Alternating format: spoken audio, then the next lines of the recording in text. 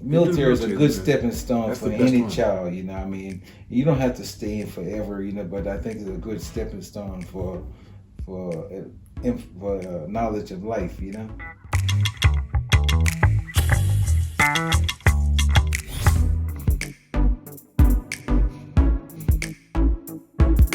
Preston, I really want to thank you for taking the time to come here. And I'm very humbled for you inviting me. I really am.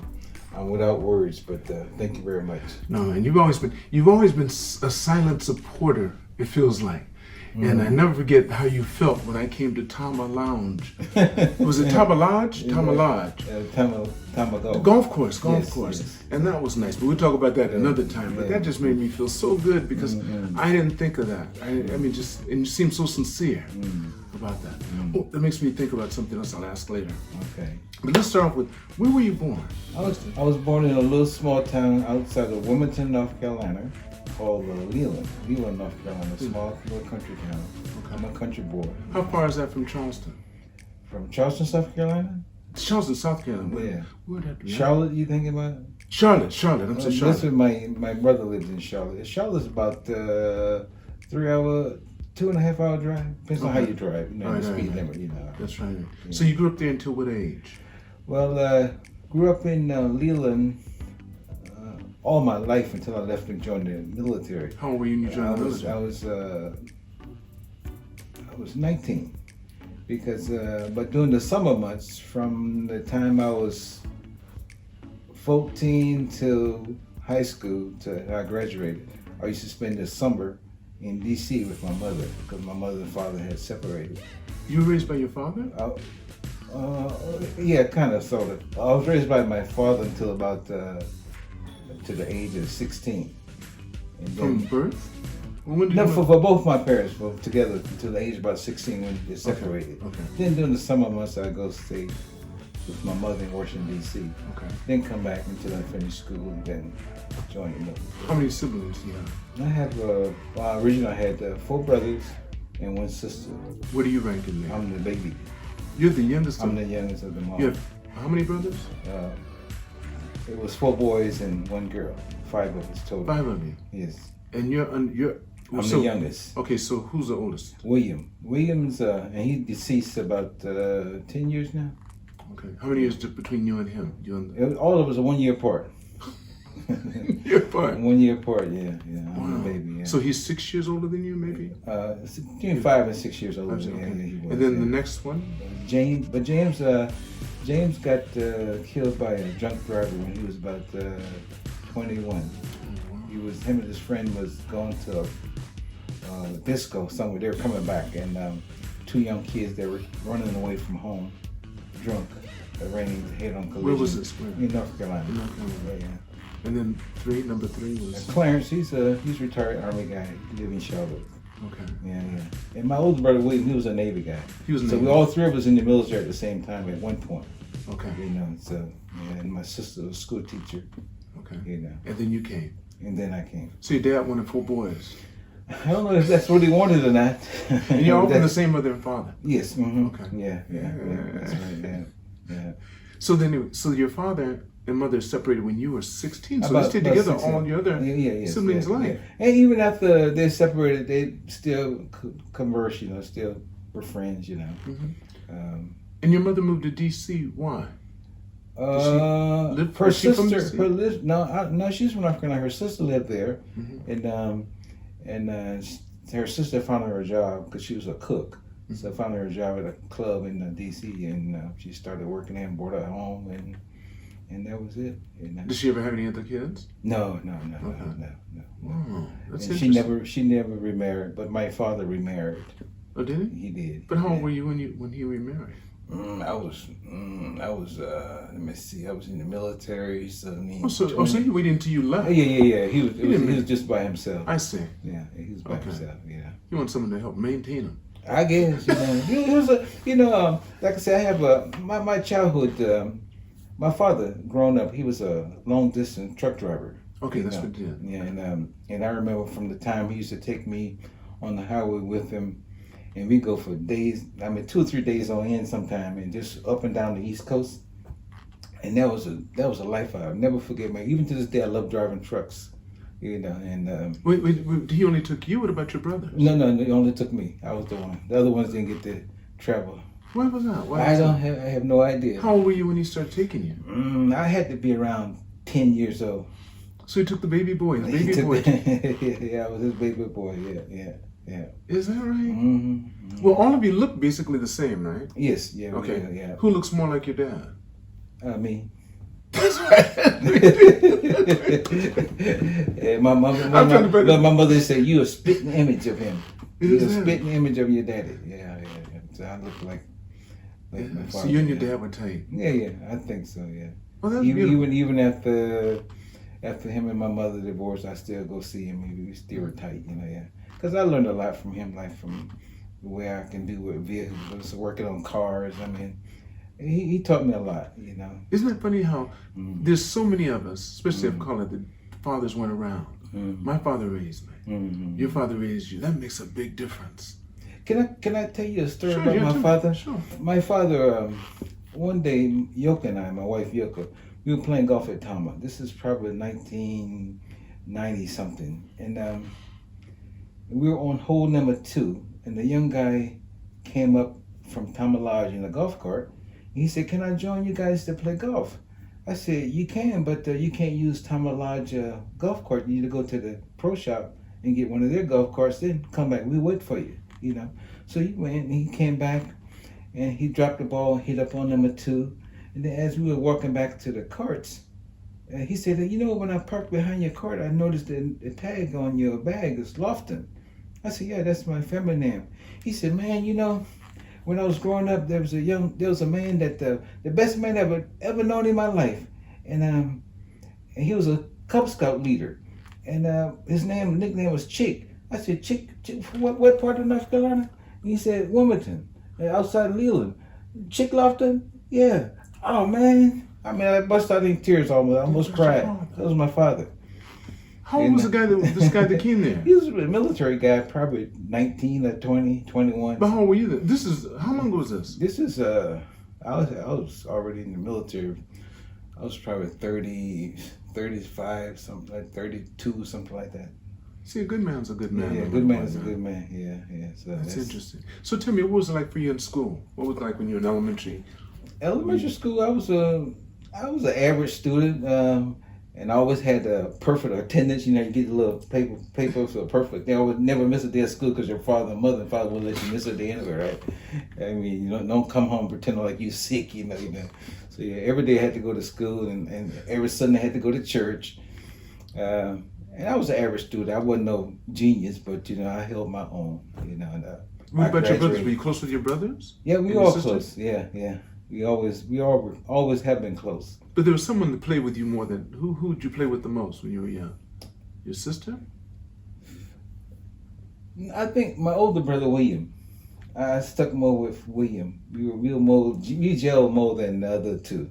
Okay. Yeah, me and William was tight. Matter of fact, we stayed tight all the way up until his death. I mean, yeah, I have to say the closest bond is between me and William. Then was my sister. Okay. Then James. Okay. And Clarence was the last one. Clarence was the rowdy one, you know. But they're still around, James and Clarence. No, James the one that passed. How old was he when he passed? James is about 22, average, when the drunk driver hit him. But he's not the oldest. The oldest is William. William was 66. When he died? Okay. When he died. He retired from GE. And the year after he retired, that's when he died with cancer. Oh. Yeah. Did he have a family? Yeah, his wife Liz and 2 boys. Matter of fact, his oldest son played football for the Broncos. Is that right? For 6 months, and they cut him. Then he went to Europe, played in the European League, and he came back, got back into college. Then he dropped out of college and started driving trucks. He's been driving them ever since.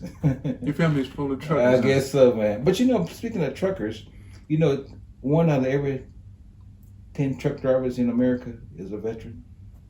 Is that right? That's a fact. They want to continue to move. I guess. And go somewhere and do something. It's a different life. It is a life that I used to believe, and I still do, that I think if America made the military mandatory for men and women, and they have to, or did this, not the military would be the best, but every American should spend at least 1 year outside the continental United States so they understand how much they really have in America. You know what I'm saying? Spend 1 year outside the continental United States. I don't care where they go. They'll come back home with a lot more maturity and understanding that the country you live in has an abundance of everything. If you really want to, jobs, food, everything. It's a mindset. That's I don't know if I would go that far making them go out of the country, but at least I would say military. I think military is a good stepping stone for any child. You know, I mean, you don't have to stay in forever. You know, but I think it's a good stepping stone for knowledge of life. You know, that's so true. Because think about it. There's no when I was the president of the American Chamber, I used to give a lot of speeches. And one of the speeches I would give was this. I would say, at one time, I worked for the largest, most powerful corporation on the planet. That's true. It's so large, so powerful, that if I were to work for someone they didn't like, they could imprison and or kill me. And people would try to guess. They'd say, who? GE? I'd say no. They'd say DuPont? I'd say no. The United States military. Because within 6 to 8 weeks, they can condition a human being to be willing to give his life for a medal he'll never see. There's no organization like that. That's true. And I'm forever grateful to the Air Force for what they've given me in my life. You know, I mean, like I say, I'm a country boy from North Carolina, and if I hadn't joined the military, I'm 100% sure I would never have seen all the countries I have seen. So let's take me back to high school. See, in high school, what did you do then? What kind of sports were you involved in? Basketball, mainly just basketball. You did basketball? Yeah, I like track, but basketball was my thing. I was a forward. Is that right? Yeah, I sent you some photos, but but that was your thing. That was my thing, basketball. And I love basketball. And I do. Even today, I still love basketball. So then, what made you decide you wanted to join the military? Because Vietnam was it was still going on. Yeah. Was it? Yeah. What year did you join? 1970. I was in Vietnam. Wait. You went in the year before. You went in before me.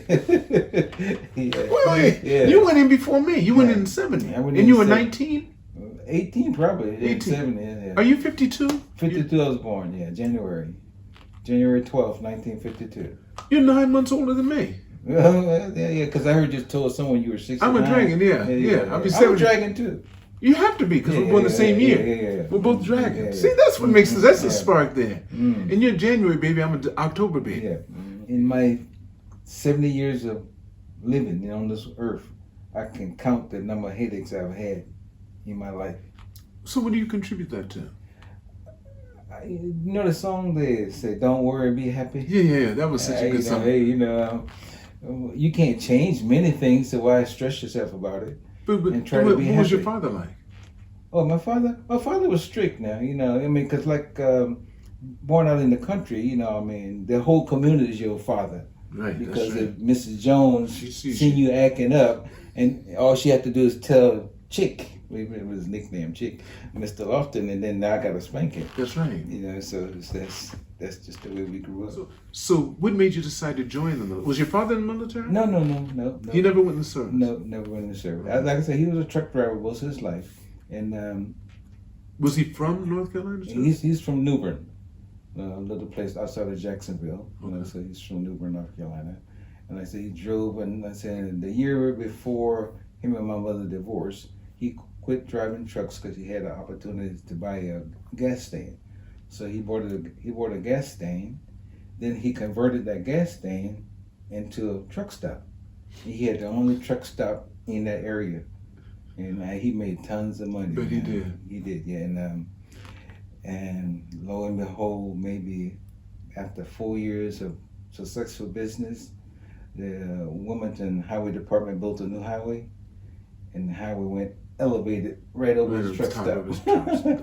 And the trucks weren't going to take a loop down and go down and get fuel, so he closed up after about 2 years after the highway went through, and started driving tour bus until he passed.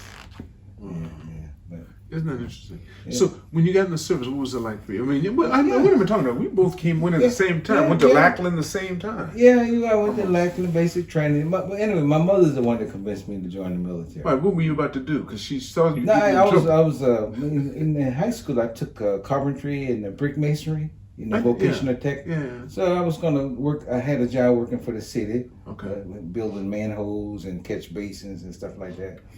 And she said, you should join the military. I said, okay, I'll join and come back and help Papa, go back and help Daddy with the truck stop.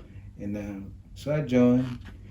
And my goal was to just do 4 years and come back, but things change and things happen, and I ended up staying 24 years, 4 months, and 4 days. What was your job in the military? Well, this is a funny story, true story. When I went home to my father's place, he said, what you gonna be doing? I said, they told me I'm gonna be a water specialist. He said, well, what is that? I think I'm gonna be going around testing water on the base. And he said, interesting. So anyway, I go to my new base, Warner Robins Air Force Base, Georgia. And my sponsor came and picked me up. So from Lackland, you went to Georgia? Yeah, I didn't go to tech school. Okay. I went to Warner Robins. All right. And when he took me from the dormitory to the office, I seen that sign, plumbing shop. I said, plumber? I don't want to be no plumber, and that took a little getting used to being a plumber, man. But after I learned the trade, it was a piece of cake. So you were a plumber the whole time? I was a plumber the whole time, yeah. Not the whole time, no. I was a plumber for about 14 years, something like that. Okay. 14 years. And then would you cross-train to? A first sergeant. Oh, first sergeant? Yeah. But what's the first sergeant's job? Take care of the troops. Okay. yeah, take care of the troops. I did that for about 8 years. 8 years. That was your last time? That was my last job. When I left Georgia, I got assignment to Vietnam. And I was assigned with the Red Horse Combat Engineering Unit, right? Yeah. And that, you learn how to do everything. Right. Plumbing, carpentry, welding, everything, truck driver, equipment, do everything. So I brought those skills back to the States. How long were you in Vietnam? 7 months. Went there in... Only 7 months? Yeah, because they closed it down in March of '73. That's right. They shut it down, in March of '73. So you were on the base only, though? Yeah. Right. Well, yeah, on base. I was stationed at Da Nang. And they gave you a gun, of course. You had to carry a gun. Yeah, we all had a gun. We all had guns, yeah. Went to Da Nang. And we went there mainly to build revampments and put down M2 mat. And I don't know if you know what that is. To maintain till they got out of there. And then they had radar towers up on the mountain. And we had to go down and pick those up and dismantle all that stuff and bring it back. Most of the stuff we took down in Vietnam, we shipped to Taiwan. And then from Vietnam, they sent me to Thailand, Utapao. And from Utapao, went all over Utapao, like Utapao, Ubon, Udorn, Ta Klee, Karat, Nang Kampanam. Were you staying there for a long time or just? Yeah, stayed there until '74. Well, how many years was that? Total Vietnam, 72 to 74, what, 2 years? 2 years, wow. Yeah. Where else have you been? And then from there I went to Andrews. Okay. And from Andrews, from Andrews I went to the Philippines, Clark Air Base, for 4 years. And well, Andrews Air Force Base is where? Maryland. Maryland, right? The U.S. That's what I thought. Yeah. And then you went to the Philippines before it blew, before the volcano took it out. And then from that was Clark. Yeah, Clark Air Base. Clark Air Base. I stayed there for 4 years. Right. And left there and went back to Andrews. And from Andrews I went to McGuire. And then from McGuire I came to... Now where's McGuire? New Jersey. New Jersey, okay. And from McGuire I came to Yokota. But between all that, I've been TDY to Honduras. I've been TDY to Jordan. What did you do when you went there? What did you do when you went there? When I went to Honduras, I was a sea troop. When I went, what's a sea troop? Still I was an engineer. Engineer. Prime beef. Got prime beef. Okay, yeah. Right. And when I went to Jordan, I was the first shirt. So what'd you do then? Just took care of the troops. So wait, how do you? We say take care of the troops. What does the first shirt do? Really? You first take care of the troops. What's your job? What's my job? What's your real job? It's the first sergeant. That's the FSC. I know, but what are you responsible for? When guys get Articles 15s stuff like that? Well, it's morale and welfare. You take care and so when guys come in crying because their girlfriends broke them up and stuff? Well, yeah, that's basically a counselor. You're like a chaplain. Kind of, sort of, but not. I wouldn't go that far, Okay. But you're there to help people any way you can. I mean, because for me, a first shirt is somebody who really care about people. Okay. Yeah, I mean, you got everybody don't become a first shirt for the love of people, you know. Right. So, yeah. But yeah, I wouldn't want to go that far on that one. But it's so a good you're job. first shirt for 4 years? No, Your no, last 4 years? no, my last 8 years. 8 years. Okay. Yeah. And you made it to what rank? E7, Master Sergeant. So you had all that time in the military. You enjoyed that. Mm-hmm. When you got out, what'd you do? I retired here at Yokota. I retired at Yokota. And, What year was that? That was 2004. I retired at Yokota. Mm-hmm. I was hoping to get a job in CE after I retired, but things didn't work out. So I started working for a Japanese company, Wakaba Dinki Electric Company, did construction work, you know. And I worked for them for about 6 months. Okay. And the only reason I quit because two reasons. First was when I went home to see my mother, and she asked me, said, "What are you doing?" She said, I said, "I'm working." She said, "Why are you working? I knew you saved your money." I said, "I'm working because my wife's going to nursing school, and we just bought a house, so I got to work." And she said, "Well, take it easy, take a break, then go back to work." So on the airplane on the way home back to Japan, I decided to quit. So I quit my Japanese construction job, and I took a break for about 3 months, and then I started working for MWR at Yokota. Yeah. How long did you work for MWR? About 13 years. Okay. Yeah, 13 What do you years. do there? Well, I started out as with Leo Mengetti. He used to be the Tamalodge manager. Okay, I don't know if you knew him or not. So I started working at Tamalodge, and that's where I met Tony, Tony Cowell. All right. And then the kitchen manager from the NCO club was leaving, and they didn't have nobody to take charge of the kitchen. So they asked me would I come up for a little while and take charge of the kitchen. I said sure. So I went up there for 90 days, and I did such an outstanding job according to Mr. Boss. Bless his soul. Thank you, Mr. Boss. And he said, "You know, you're doing a good job up here. Would you like to stay?" I said, if you have me, sure, you know. If Leo says okay, you know, and everybody agreed, and then I got a promotion from a NF1 to NF4, you know, and that was the end of the story. How long did you stay there? I stayed there, NCO Club, maybe 2 years until it went down for renovation. They had to close it down for renovation for 9 months. And then my boss sent me to Tokyo. We opened up a restaurant in the old Stars and Stripe building. Where'd you learn to cook anyway? You weren't my parents. I told you my mother was a cook. But what's that have to do with you in the service? I mean, you've been in the service for all these years, not cooking at all. Yeah, but if you can cook, you know, you can cook. I mean, I know how to cook. Even now, I still cook. I love to cook. You do? I love to cook. What are some of the favorite things you like to cook? What are your favorite? My favorite would be fried rice. That's one of my fried favorites. rice? Yeah, okay. That's one of my favorites. I love to cook. All right. And then the next would be barbecue. Everybody loves the barbecue, but anybody can barbecue, you know. Really? I can't. You can? No, I don't know how to cook, but I'm thinking about learning eventually. And I love bacon, you know. Okay. I dabble in a little bacon and like what? What do you make? like cakes and pies. Can you do a good cobbler?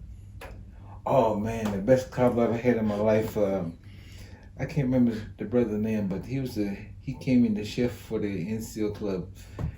Came out of Okinawa, and he taught them how to make a cobbler, even to the day. Was it a peach cobbler? Apple. He made both. He could do apple. He could do both. He could do them. Man, woo! This is you can't stop, huh? After you eat it, you just gotta you just give me the dough on a tray, man. I can't let it go.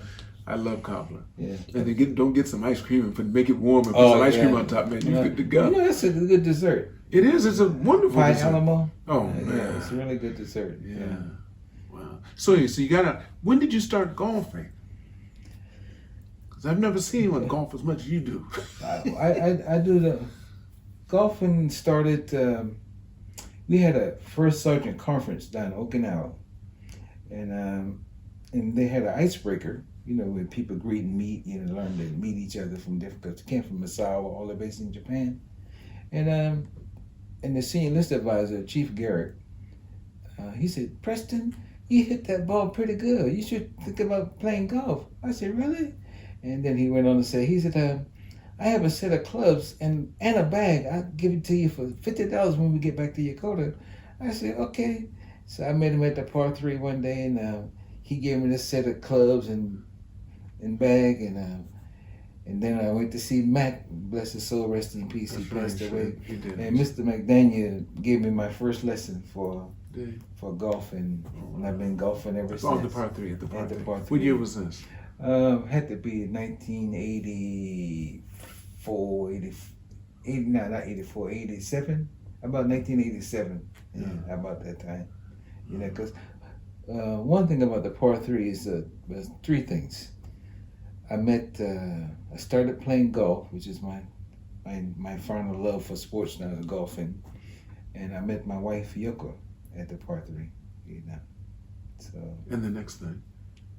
My best friend Tony, we used to hang out at the park. He passed away, but we followed each other around for 20-some years. You know, I met Tony in Thailand, and he left, and I met him again in the Philippines. You know, we followed each other, and then came to. Where's Tony from? Where is he from? Tony's from Waco, Texas. Waco, Texas. Waco, Texas. Okay. And came to Japan, and sure enough, who I see? Tony. Oh man, we follow each other. It must be fate, you know. But anyway, we were real tight friends. Was he in the military too? He was military too. Yeah, he was a C-130 guy, you know. Okay. We were real tight, and he's I would say in my last 40 years, he's the best friend I ever had. Well, that's good. He passed away. Yeah, that took a lot out of me, man. I can imagine. Yeah. When you have somebody that close with you, yeah. Yeah, Tony. You know, maybe we all have associates, but friends, you know, there's very few. Very few, you know. But he's the cat, man. He knew every song. I mean, he could sing every song. Every old school song. He knew all the words. if he ever went on to name that tune, right? He went every time. He went every time, man. He was something else, man. Did he have kids? Yeah, he have 2 boys and a girl. Okay. And he had one Japanese son too here in Japan. He's still here. We still communicate. Oh, is that right? I see him about probably every 2 months. I see his son. He's what do you call a fitness guy. Oh, he's right. Trainer. Okay, he's one of the trainers. Yeah, he's a real nice kid, you know. That's neat. Well, look, I want to end with this. Preston, I mean, first it's interesting going through your whole life. That was I really enjoyed that. And us both being dragons, just 9 months apart, you being 9 months older than me. What would you consider to be a good life in Japan? A good life in Japan? Just being in Japan is a good life. I have so much admiration and love for this country and for the people. Even coming here today, I don't know if I mentioned to you, I was in the station with my iPad trying to figure out how do I get to the next station. This man walked up to me, "Excuse me, may I help you?" I said, "Yes, I'm trying to get here." He said, "Just go over there, go to track 1 and 2. Oh, thank you very much. It's just, I don't know, if you go into a convenience store, they say, "Welcome, thank you." It's the small things, no drama. They leave you alone. You know, life in Japan is good. And I think most Americans or foreigners that are here in Japan are probably here for the same reason that we are here. They don't want the drama.